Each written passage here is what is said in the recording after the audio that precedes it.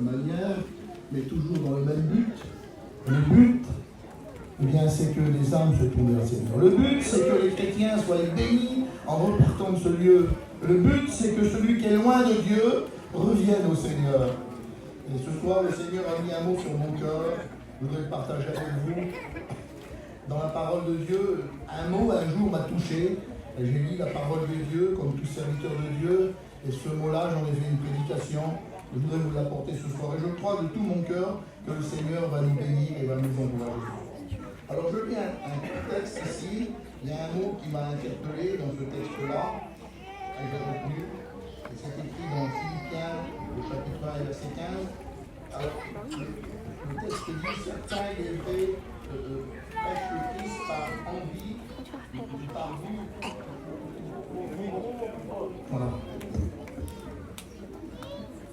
Par envie ou par goût de dispute. Mais d'autres le font avec des bonnes intentions. Gloire au Seigneur. C'est écrit comme ça dans le texte de la parole de Dieu, des bonnes dispositions. Et j'ai regardé dans la parole de Dieu, en regardant un petit peu, j'ai vu que les bonnes dispositions, c'est les intentions. Les intentions. Ce soir, je voudrais vous parler des intentions. Les intentions qu'on peut avoir. Alors, ce soir, la parole de Dieu, elle est ici dans Ésaïe 55, un deuxième texte que je vais vous lire avec vous. Mais avant de cela, je voudrais vous dire que l'intention est-elle une idée, mes amis? Eh bien non. Une idée, ça vient, et à un moment donné, on a une autre idée qui remplace cette idée-là.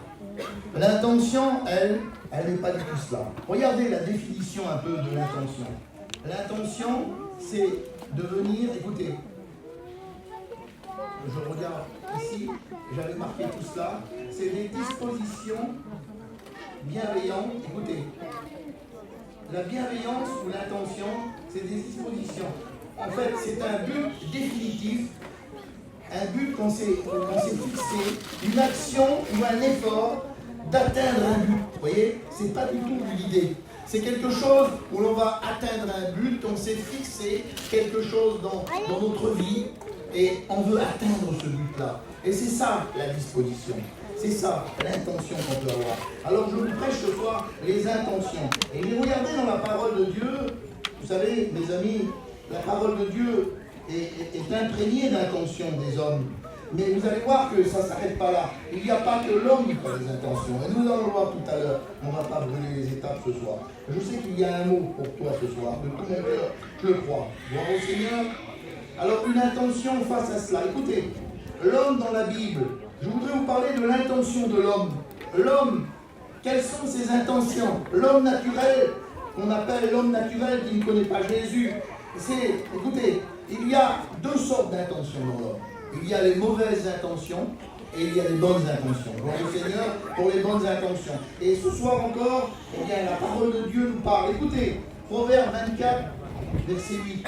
Celui qui médite de faire le mal s'appelle un homme plein de malice. Voyez-vous, les mauvaises intentions de l'homme, ça c'est l'homme. L'homme a deux intentions, ou bonnes ou mauvaises. Et puis l'homme naturel, l'homme qui ne connaît pas Jésus, l'homme naturel, eh bien il raisonne. Il a un raisonnement, mes amis. Il a un raisonnement. Et puis regardez le raisonnement de celui qui ne connaît pas Jésus. En général, dans le monde, c'est comme ça. Écoutez, dans le monde c'est comme ça. Ésaïe 22, 13.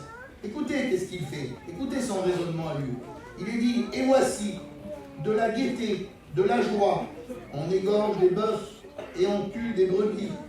Écoutez, on mange de la viande, en un mot on fait la fête, on fait tout cela, on boit du vin. Écoutez sa réflexion à lui. Après avoir fait cela, il dit quelque chose, il a une réflexion. L'homme naturel, en général, dans le monde, c'est comme ça que ça se passe. Écoutez mes amis, qu'est-ce qu'il dit lui? Il dit, mangeons et buvons, car demain, nous mourrons. Ça veut dire quoi? Ça veut dire qu'il ne connaît pas l'existence de Dieu. Pour lui, Dieu n'existe pas. Il ne croit pas que Dieu existe. Et c'est pour ça qu'il dit, mangeons, buvons, demain, eh bien, nous mourrons. Écoutez ses intentions. J'ai regardé un peu dans la parole de Dieu, et c'est en général. Alors, ce soir, bien sûr, peut-être tu vas me dire, mon ami, mais moi, je ne suis pas comme cela. C'est vrai, mais il y a d'autres formes, si vous voulez, d'intentions qui sont mauvaises. Écoutez, Genèse 4.8, c'est l'homme, ça, l'intention de l'homme. Écoutez, donner la mort avec un C'est simple, hein. Écoutez, Genèse 4:8, vous connaissez cela. Donner la mort avec une femme méchante, Jézabel, eh bien, elle fait lapider Naboth pour avoir sa vigne, pour prendre possession de sa vigne. Voyez-vous, c'est dans la parole de Dieu. Et je vous montre à travers la parole de Dieu, mes amis, frères et sœurs et amis qui êtes là. Écoutez, qu'est-ce que l'homme naturel? Quelles sont ses intentions? Et ça, c'est les mauvaises intentions de l'homme. Hein? Je passe un petit peu comme ça toutes les mauvaises intentions de l'homme. Écoutez, un roi méchant et cruel, il ordonne le massacre des enfants de moins de 2 ans. En Matthieu, chapitre 2 et verset 16. Écoutez, c'est comme ça qu'il raisonne. Cet homme qui a ces mauvaises intentions. Écoutez, la parabole du riche insensé. Qu'est-ce qu'il dit? J'abattrai mes greniers, vous connaissez ce texte de la parole de Dieu, hein? En Luc chapitre 12 et verset 16. J'abattrai mes greniers, j'en prendrai des plus grands. Et je dirai à mon âme, tu as beaucoup de biens en abondance. Mange, bois. Hein? Écoutez, il est dans l'abondance.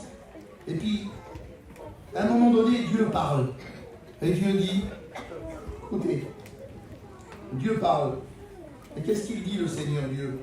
Eh bien, Dieu dit, ce soir, ton âme te sera redemandée.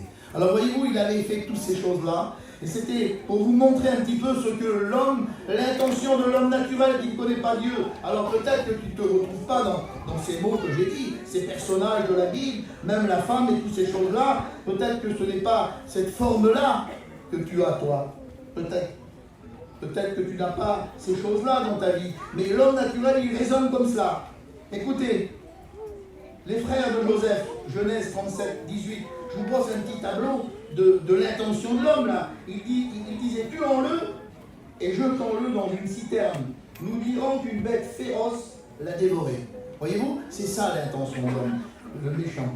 L'intention, j'ai dit tout à l'heure qu'il avait 2 intentions, l'homme, ou mauvaise ou bonne. Écoutez, ici je vois une bonne intention d'un homme, parce que l'homme a 2 intentions. Vous voyez, c'est dans la nature de l'homme comme cela. Et à un moment donné, un homme bon, un roi 3:9, Salomon, qui veut dire pacifique. Quel homme, Seigneur? Oui, c'est un homme de Dieu. Accorde à ton serviteur un cœur pour pouvoir diriger ton peuple, Seigneur. Voilà ce qu'il demande. Un cœur pour pouvoir diriger ton peuple. Accorde à ton serviteur un cœur qui soit sage pour diriger ton peuple. Voilà ce qu'il demande. Et puis ça, c'est un homme bon. C'est un homme qui a les bonnes intentions. Voyez-vous, je veux vous montrer ce soir qu'est-ce que l'homme en définitive. Les intentions de l'homme. Et puis je regarde un petit peu plus loin, un homme de Dieu, hein, qui est Joseph. À un moment donné, on a voulu le tuer, le jeter dans une citerne, on l'a amené là-bas en Égypte. Et lui, en retour, regardez ce qu'il dit. Joseph dit cela. Genèse 45, 4. Joseph dit, je suis Joseph, votre frère, que vous avez vendu pour être mené en Égypte. Voilà. Et à un moment donné, celui qui connaît l'histoire de Joseph, eh bien, il amène ses frères en Égypte, il leur donne de la nourriture, gloire au Seigneur. Il les pardonne. Voilà. 2 formes d'homme, 2 intentions. Alors, je vais vous dire que l'homme, il en a 2 intentions, il n'en a pas une. Et puis, je voudrais passer au 2e point ici, pour vous montrer un petit peu qu'il n'y a pas que l'homme qui a des intentions. Il y a un personnage qu'on appelle le diable, Satan, celui qui est contre le chrétien, celui qui veut faire perdre l'homme. Écoutez, ses intentions à lui, ses intentions, hein, nous avons dit, ce n'est pas une idée, c'est un but qu'il s'est fixé, eh bien ce sont ceux-là. J'aimerais dénoncer, à travers la parole de Dieu, qu'est-ce que l'intention du diable. Et vous allez voir que Jésus l'avait dénoncé avec des textes dans la parole de Dieu. Écoutez, les intentions du diable, c'est de faire pécher l'homme et de faire désobéir l'homme et la femme. Genèse, chapitre 3, vous connaissez toute cette histoire. Il a, lui, écoutez, si l'homme a 2 intentions, une bonne, une mauvaise, le diable, l'ennemi de nos âmes, il a une seule intention, lui. C'est de faire le mal, d'amener l'homme à la perdition. Écoutez, on va brosser un petit peu quelques mots ici, le tableau de ce personnage qui est le diable. Le diable aussi a une intention. Et puis, je n'aimerais pas te faire peur ce soir, mais j'aimerais t'expliquer simplement. Si on a vu l'homme, qu'est-ce qu'il est, on va voir le diable, qu'est-ce qu'il est en réalité. Et son intention, son but à lui, qu'il s'est fixé, eh bien, on va le voir ensemble, si vous voulez bien. Écoutez, le diable a une seule intention. Écoutez, j'ai pris deux choses que le diable, 2 atouts, si vous voulez, 2 atouts majeurs qu'il a. Écoutez, ici, il sème le doute, à un moment donné, en Genèse au chapitre 3, dans le cœur d'Adam et Ève. Il sème le doute. Et puis il dit quelque chose. Il dit, le serpent dit à la femme, écoutez, mais Dieu sait que le jour où vous en mangerez, vos yeux s'ouvriront et vous serez comme des dieux. Alors, naturellement, en disant cela, eh bien, ils ont péché, ils ont succombé parce qu'il leur a semé le doute. Voilà l'atout de l'ennemi de nos âmes, le diable. J'aimerais vous avertir ce soir, j'aimerais dénoncer ce que le diable peut faire et ses intentions qu'il a. Écoutez, un petit peu plus loin, j'ai pris deux choses, deux atouts que le diable a. Une autre intention du diable, eh bien c'est aussi la séduction. S'il a le doute dans les cœurs, il met le doute, il peut aussi mettre la séduction. Écoutez le texte de la parole de Dieu ici. 2 Thessaloniciens, chapitre 2, verset 9. L'apparition de cet impie se fera par la puissance de Satan, avec toutes sortes de miracles, de signes et de prodiges mensongers, et avec toutes les séductions de l'iniquité. Alors voyez ce qu'il a comme atout, et il en a certainement bien d'autres, mais j'ai pris ces deux-là, tout simplement. Et puis, si c'est le doute, à un moment donné, c'est aussi la séduction. J'aimerais t'avertir ce soir. Écoutez mes amis,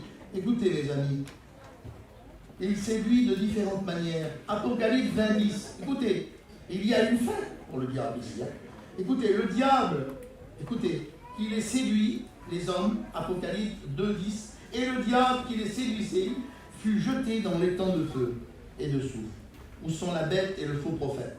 Et ils seront tourmentés jour et nuit au siècle des siècles. Il a une fin, c'est sûr, au siècle des siècles. Mais, eh bien, cependant, lui, c'est vrai qu'il n'est pas, il connaît le passé, puisqu'il l'a vécu, il connaît le présent, mais il ne connaît pas l'avenir, non, pas du tout. Alors il est le même hier et aujourd'hui, c'est sûr, il fait les mêmes choses. Écoutez, Jésus a dénoncé la stratégie du diable. Regardez ce que Jésus dit.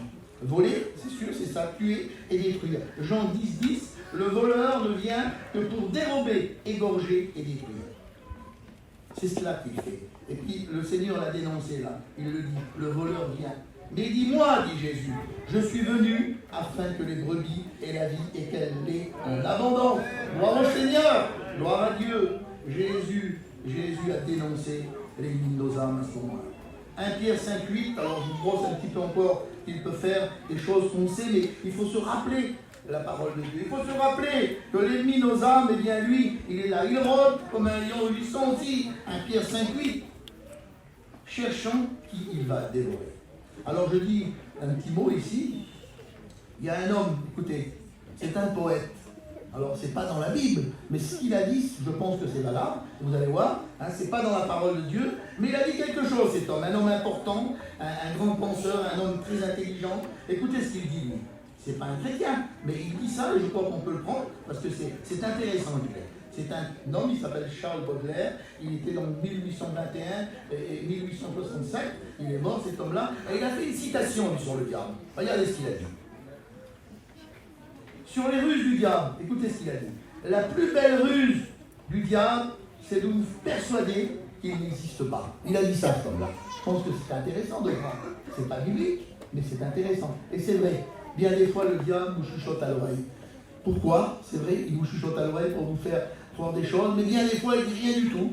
Et puis, bien des fois, à travers cela, les personnes, eh bien, les gens qui sont là, eh bien, croient qu'il n'existe pas. Il nous persuade qu'il n'existe pas. Et c'est ce qu'il avait dit, cet homme-là. Je pense que c'est intéressant.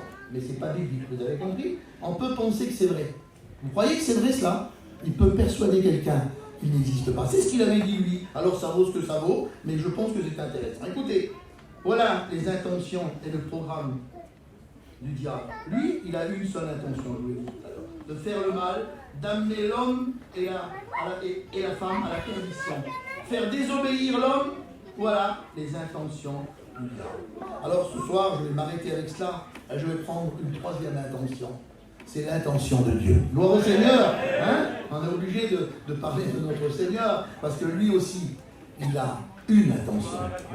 Si le diable a l'intention de faire perdre les hommes, de te faire perdre à toi, mon ami, de te faire croire peut-être qu'il n'existe pas, c'est possible qu'il y ait une personne ici qui croit que le diable n'existe pas, eh bien, j'aimerais te dire ce soir qu'il existe véritablement. Et nous l'avons vu dans la Bible. Le Seigneur a dénoncé tous ses projets, tout ce qu'il faisait. Écoutez, je vais vous parler ici de l'intention de Dieu. Gloire au Seigneur, Dieu a une seule intention. Gloire à Dieu. Jésus, le Saint-Esprit aussi. Une seule intention. Écoutez, l'intention qu'il a de Dieu, la première intention de Dieu, c'est celle-là pour chacun d'entre nous. Et pour toi, mon ami qui est là, voilà ce que Dieu a pour toi. 1 Timothée 2:3. Dieu, notre Sauveur, veut que tous les hommes soient sauvés, gloire à Dieu, et parviennent à la connaissance de la vérité. Voilà ce que Dieu veut pour toi. Il veut que tu sois sauvé. Il veut sauver ton âme. Et il veut que tu connaisses la vérité. Parce que peut-être qu'il y a des amis parmi nous qui ne connaissent pas la vérité. Peut-être un semblant de vérité. Mais Dieu veut. Il veut, lui. C'est le désir de Dieu. C'est l'intention de Dieu. Il veut que tu connaisses la vérité. Gloire au Seigneur. Il veut que tous les hommes soient sauvés et parviennent à la connaissance de la vérité. Dernièrement, j'ai parlé avec un monsieur, c'était un prêtre, et à un moment donné, lui m'a posé quelques questions. Et puis à un moment donné, il parlait, et on était 2 ou 3 comme ça, et il me parlait de sa religion, et à un moment donné, je l'ai laissé parler, et je ne suis pas contre, hein, écoutez, je vous respecte s'il y a des prêtres ici, hein, il n'y a pas de problème. Mais au niveau de la vérité, eh bien, je lui ai posé 2 ou 3 questions, et à un moment donné, il ne pouvait plus rien dire, et il me parlait un peu des baptêmes, et je l'avais expliqué. Et à un moment donné, il a dit, mais moi, vous avez raison, je viendrai dans votre réunion pour vous écouter. Vous voyez, c'est terrible, hein. On avait parlé, alors je ne vous dis pas, on avait parlé un moment, je ne vous explique pas tout ce qu'on avait dit, mais pendant 10 minutes ou un quart d'heure, il y avait 2 ou 3 frères avec, et bien à un moment donné, il ne savait plus trop quoi dire, c'est vrai, il ne savait plus trop quoi dire, et il a dit, ben écoutez, vous ne savez pas, je viendrai chez vous à la réunion. Gloire à Dieu, hein. Alors il est invité à venir, si ce soir il est ici, il est invité à venir dans notre salle là-bas, que Dieu bénisse. Écoutez mes amis, l'intention de Dieu, il veut que tous les hommes soient sauvés. Gloire au Seigneur. Écoutez ce qu'a Dieu pour vous ce soir. Vous peut-être qui êtes là, qui dites, mais moi, je suis loin du Seigneur, je suis loin, qu'est-ce qu'a Dieu pour moi? Je ne sais pas comment tu peux expliquer ça, mais peut-être tu es loin du Seigneur, mais tu as encore besoin de Dieu, gloire au Seigneur. Regardez ce que Dieu a pour les personnes qui s'approchent de lui, pour celui qui le veut au Seigneur. Psaume 118, écoutez, il est un refuge, il peut être un refuge pour toi. Peut-être, vous savez, un refuge, vous savez ce que c'est dans la montagne, il y a de la neige, il fait froid, puis à un moment donné, eh bien, il y a une petite cabane là-bas, et puis dans cette petite cabane, on trouve un refuge, un abri, gloire au Seigneur. Il peut l'être pour toi. Peut-être que toi, tu es un peu perdu ce soir, tu ne sais pas où te tourner. Eh bien, Dieu peut être un refuge pour toi. Voilà son intention aussi à Dieu, d'être un refuge, un abri pour toi. Tu ne sais pas trop où te tourner, tu es là, eh bien, tu as besoin de la grâce du Seigneur, et tu as besoin que Dieu soit un abri pour toi. Voilà, hein, un petit peu ce que je voulais vous dire ce soir, c'est que Dieu est un abri, gloire au Seigneur. Nombre 29, Dieu ne reviendra jamais sur ses promesses. Ce qu'il a dit, son bras l'accomplit, son bras puissant, gloire au Seigneur. Et si Dieu t'a fait des promesses, alors il va l'accomplir. Crois-le de tout ton cœur ce soir. C'est l'intention de Dieu. Vous comprenez, mes amis? Que Dieu soit béni et glorifié. Écoutez, Jérémie 29, 11. On connaît, hein, Jérémie 29, 11. Dieu a des projets. Il a des projets de paix, d'avenir et d'espérance pour toi. Voilà les projets de Dieu, l'intention de Dieu qu'il a pour toi. Alors, où vas-tu trouver ça, mon ami? J'aimerais te poser une question à toi qui es peut-être loin du Seigneur, qui est peut-être parti de la maison du Seigneur. Est-ce que tu vas trouver encore de la paix? Est-ce que tu auras un avenir?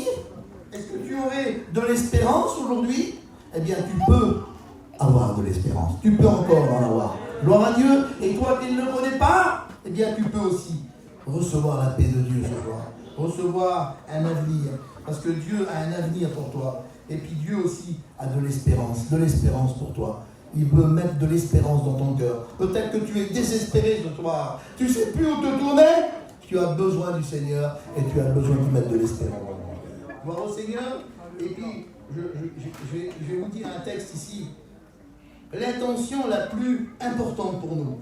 Vous savez qu'est-ce que c'est l'intention la plus importante pour nous ici-bas? Notre espérance, l'intention la plus importante. C'est Jean 14. Gloire au Seigneur. Merci à Dieu. Jean chapitre 14, Jésus a dit, il est parti au ciel, il a dit, je reviendrai et je vous prendrai avec moi. Voilà l'intention de Dieu. Gloire au Seigneur, quel bonheur de savoir ces choses. On le sait peut-être, mais on se le rappelle ce soir. Alors, ce que j'ai voulu vous apporter ce soir, c'est l'intention de l'homme méchant, l'homme bon. l'intention du diable qui est méchant, qui veut la perdition de l'homme. Je vous rappelle ces choses-là ce soir. À vous, mes amis qui êtes loin du Seigneur, à vous, mes amis qui êtes repartis de la maison de Dieu. Et puis, l'intention de Dieu, elle est tellement grande, tellement bonne. Il donne de la paix, il donne un avenir, il donne de l'espérance. Et puis, il viendra du ciel à Dieu. Gloire à Dieu, nous chercher que son nom soit glorifié. Oui, je m'en vais vous préparer une place. Je viendrai, je vous prendrai avec moi. Gloire à Dieu, ça c'est l'enlèvement d'église pour nous. Gloire au Seigneur. Que Dieu soit béni. Voilà ce que j'avais à vous dire ce soir. Je voudrais qu'on prie le Seigneur ensemble, si vous voulez bien. Gloire au Seigneur.